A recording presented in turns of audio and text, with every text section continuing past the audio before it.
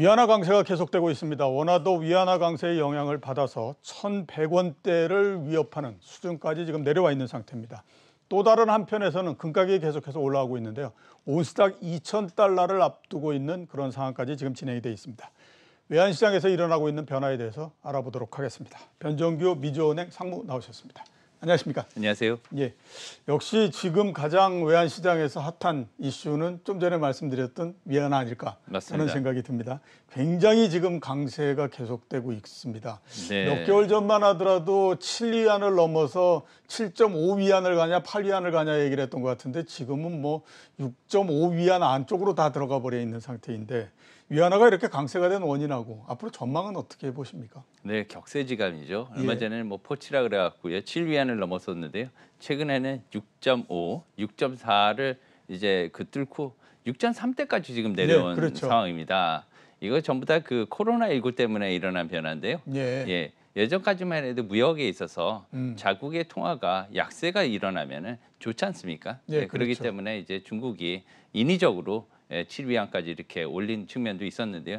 최근에는 코로나로 인해서 자국의 경제가 많이 떨어지지 않았습니까? GDP가 그 예전에 비해서 많이 이렇게 수축된 상황이기 때문에 그런 것들을 모든 국가들이 의식하면서 자국 통화의 가치도 되게 중요하지만 예. 이걸 갖다가 어떻게 리커버리를 하느냐, 생산으로 리커버리할 수도 있고요, 소비로 리커버리할 수도 있고요. 여러 측면에서 본다면 중국은 세계의 공장이지 않습니까? 그렇죠. 생산 측면에서 이전에 잃어버렸던 GDP를 어느 정도 회복하는 거는 글로벌 경제가 회복하면서 자연스럽게 이루어질 테지만 그에 따라서 더 빠르게 회복을 하기 위해서는 자국의 내수 시장이 받쳐줘야 되기 때문에 또 중국은 10억이 넘는 인구를 가진 내수를 먹고 살 수 있는 나라입니다. 그렇죠. 예, 그렇기 때문에 어느 정도 수입 물가가 싸지면 자국 국민들이 많이 소비를 하게 돼서 소비적으로 많이 이렇게 도움이 되니까 그런 식으로 용인을 한 결과가 있는데요.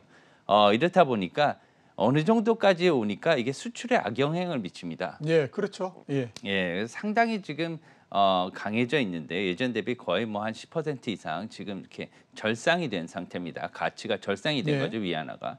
그렇기 때문에 중국에서 상당히 이걸 우려하게 봤기 때문에 얼마 전에 조치가 나왔습니다. 그래서 PBOC 인민은행이죠. 인민은행에서 그 외화 예금에 대한 지급 준비율입니다. 이거는 그 외국 은행들이나 국내 은행들, 중국의 소재 은행들이 중국의 중앙은행인 PBOC에다가 외화를 예금할 때 어느 정도는 이렇게 넣어야 되는 금액을 얘기하는 거죠. 우리나라의 지급 준비율이 똑같습니다. 그렇죠. 예. 근데 이 지급 준비율이 기존에 5%였는데 7%로 인상을 하게 됐고요. 저희들이 추산하기에 이 약 2%의 추가 외화는 한 200억 달러 정도로 이렇게 얘기가 되고 있습니다. 네, 200억 달러. 예, 우리나라 돈으로 20조가 넘는 그렇죠. 금액이죠. 이렇게 되면은 그 외화가 상당히 달러겠죠. 달러가 시중에서 조금 더 타이트해지기 때문에 마르기 때문에 달러 가치가 조금 오르지 않을까 이렇게 생각을 하고 있고 실제적으로도 달러 위안 환율이 6.3 하반에서 좀 오른 상태로 6.4 전반 약간 그 정도까지 가까이 지금 와 있는 상태입니다. 예. 앞으로는 어떻게 될 것 같습니까? 지금 정도에서 그냥 머물까요? 아니면 지금 거의 다 왔다 이렇게 보십니까? 어떻게 보십니까? 좋은 질문이신데요.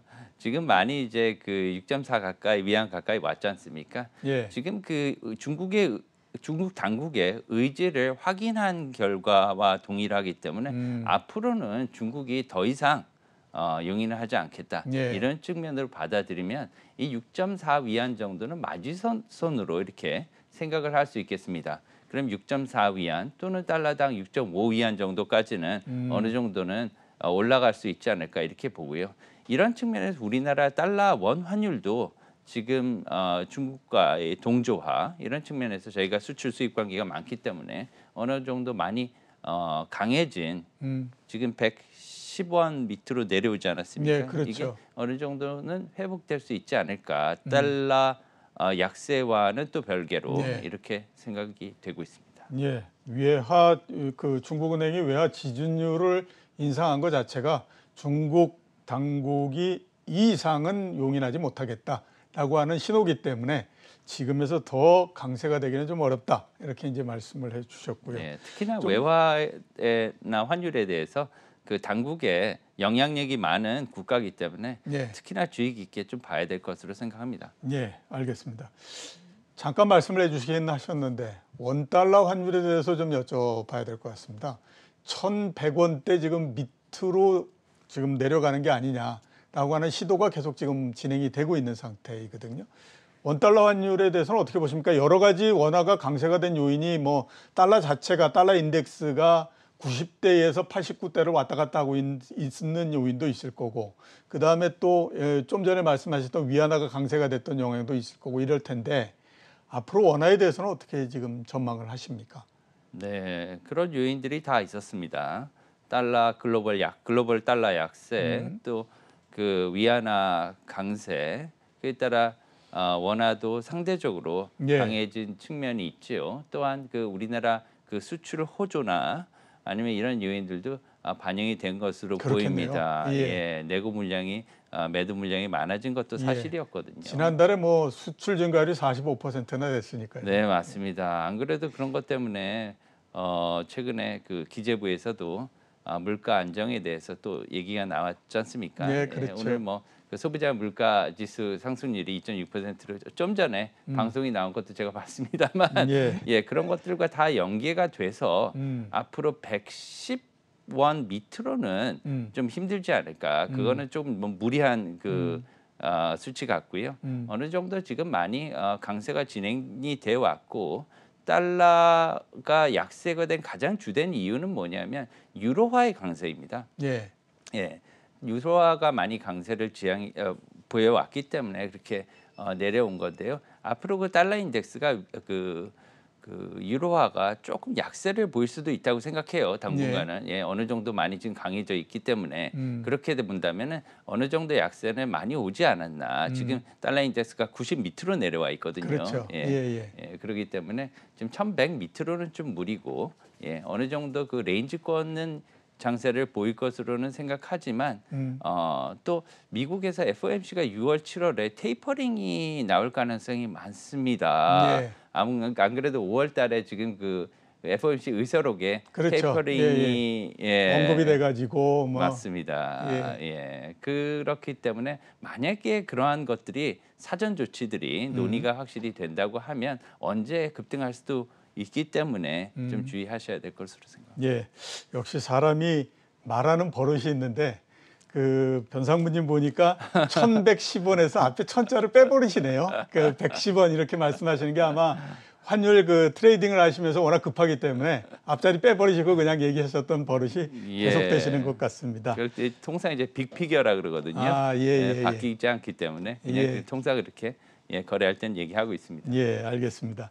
금에 대해서 한번 좀 여쭤보도록 하겠습니다. 네. 꾸준히 조금씩 계속 올라오고 있습니다. 그래서 온스당 1,900달러를 넘어서 이제 2,000달러를 눈앞에 둔 그런 상황까지 왔습니다. 금에 대해서는 어떻게 지금 보십니까? 금도 재밌는 자산이죠. 안전 자산입니다. 그렇죠. 예, 통상 그 전통적으로는 그 안전 자산이라고 하면 그 달러화, 뭐 또 유로화나 아니면 엔화도 있겠습니다만 이 주요국의 통화들과 더불어 금을 가장 안전 자산으로 보고 있지 않습니까? 예. 특히나 이제 종로에 가시면 이제 금은방들이 쫙 이렇게 쭉 있죠. 네, 맞습니다. 있죠. 가시면 제일 많이 하시는 게 뭐냐면은 환율을 보고 계세요. 예, 직결돼 있는 거죠. 예. 하지만 사실상 달러와 금은 보완제가 아니라 대체제 관계입니다. 예, 빵과 밥의 관계라 다름이 없는 거죠. 이제 빵집을 가게 되면은 밥집을 가는 그 수요가 줄어드는 거와 마찬가지로 이렇게 금의 수요가 늘어나면 달러가 상대적으로 어느 정도는 줄어들게 돼 있습니다. 물론 지금 그 유동성이 워낙 많기 때문에 그런 현상이 바로 일어나지는 않겠지만 지금 현재로서 금값이 계속 오르고 있는 현상은 인플레이션에 대한 해지 수요 때문입니다. 예, 인플레이션 해지. 예. 사실상 인플레이션에 대한 해지를 하기 위해서는 실물 자산이 필요한데요. 실물 자산을 요새는 그 부동산이라든가 아니면 여러 가지 대체 자산들 그리고 또한 최근에 나타난 새로운 자산 있지 않습니까? 예. 그 가상화폐. 네, 맞습니다. 비트코인, 알트코인들 많이 있지만 이 다른 종류의 실물 자산에 대한 믿음이 그만큼 덜하다는 거죠. 예. 네. 역시 금이야 예. 이렇게 돌아가는 겁니다. 예. 해지를 하기 위해서 내가 갖고 있는 돈을 가지고 나중에 살 수 있으려면 금을 갖고 있으면 나중에 다른 자산도 그만큼 가치가 오르겠구나 이렇게 예. 사람들이 생각하는 거죠.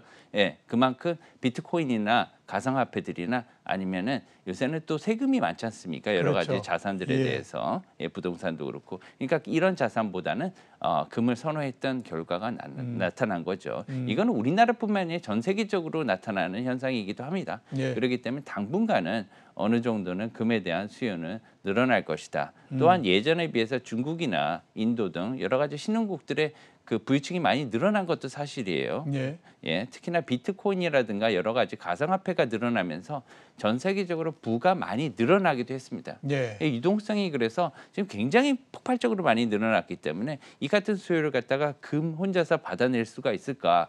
이것도 또한 궁금한 과제라고 생각합니다. 예, 알겠습니다.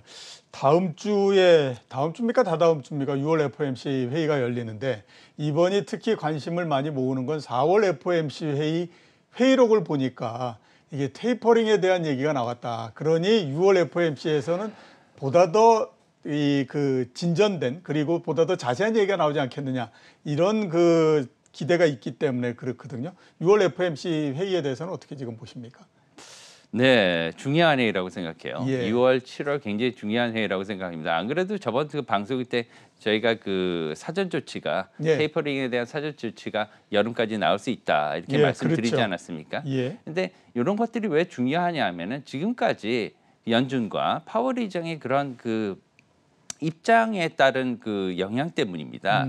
굉장히 중요하죠, 사전 조치들이. 왜냐하면 이때까지는 인플레이션이 크게 우려가 되지 않는다. 계속 이렇게 부인해 왔지 않습니까? 예, 그렇죠. 예, 그래서 지금까지의 연준의 입장과 그다음에 앞으로의 입장, 테이퍼링을 바로 실시하겠다. 언제까지 실시하겠다? 아니면 어떤 구도로 매핑을 하겠다. 이렇게 얘기하면은 바로 그럼 이전과의 그 소통은 단절된 거 아닌가 이렇게 얘기할 수도 있거든요. 그래서 예. 시장과 현재 사실상 연준과의 괴리는 어느 때보다 지금 벌어져 있는 상태입니다. 예. 그런 괴리가 어떻게 봉합할 수 있을까? 만약에 이런 것들을 봉합하기 위해서는 6월이나 7월 FOMC에서 어느 정도의 테이퍼링에 대한 사전 조치들이나 논의가 이루어져야 됩니다. 예. 이 논의라는 거는 테이퍼링에 대한 자산 매입 축소에 대한 어떤 가이드맵이 나와야 된다는 거죠. 알겠습니다. 네. 일단 아무튼 그 이번 달 FOMC 회의는 다른 어떤 때보다도 좀 관심을 많이 모으지 않을까라는 생각이 좀 듭니다. 맞습니다. 오늘 나와주셔서 감사합니다. 감사합니다. 지금까지 변정규 미주은행 상무였습니다.